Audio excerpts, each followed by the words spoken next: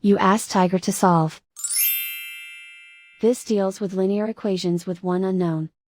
The final result is x equals 2. Let's solve it step by step. Simplify the expression. Expand the parentheses. Multiply the coefficients. Simplify the arithmetic. Combine like terms. Group all constants on the right side of the equation. Add 14 to both sides. Simplify the arithmetic.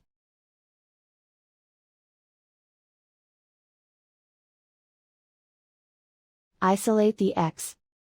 Divide both sides by 23. Simplify the fraction. Find the greatest common factor of the numerator and denominator.